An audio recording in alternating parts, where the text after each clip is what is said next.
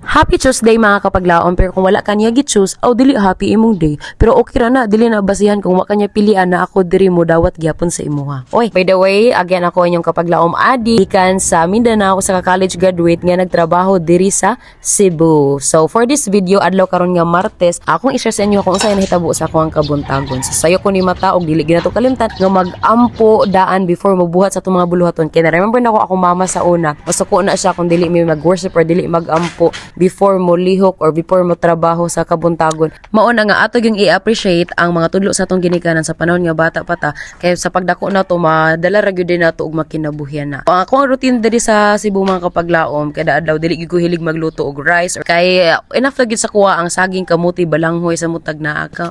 Nagtubo man gud mi sa una mga kapaglaom nga nasanay mi nga magkaon lang og mga lagutmon, tinanom sa ako ang mga ginikanan og enough na mabusog nami. Sa pagdako nako na learn nako siya nga healthy pud di ay ug okay pud sa kaunon nga makaayo pud sa tuang panglawas. Kay ang cost of living man gud diri sa Cebu mga kapaglaom makaingon gid tag mahal gid siya. So kung imuhang sweldo enough ra dili gid ka maka-survive diri. So mo na dapat praktikalan gid ang imuhang kinabuhi.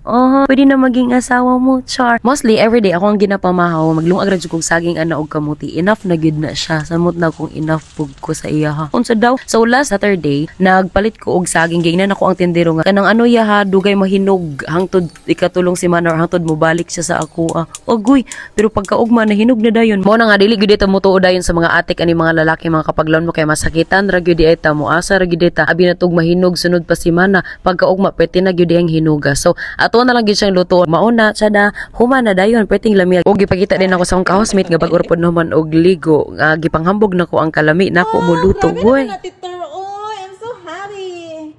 Since daghan man tog di man ako mahurot og kaon so ako ang gidala sa office og gi-share nako sa tong mga kapaglaom mga ka-workmate. Ipatilaw nako sila kung unsa ko kalami, mahigugma og lami muluto pero mas lami ko char. Ana pa sila, a way to a man's heart there is busugon ang iyang tiyan para ang spark do mo padulong sa kasing-kasing og iyang higugmaon. So pag-practice na mo luto para makauyab na mo, maminyo mo og mabuhi ninyo inyong pamilya. Balag saging basta labing ako na lang pang gitilawan kay ana sila lami man daw lami gid ay ko.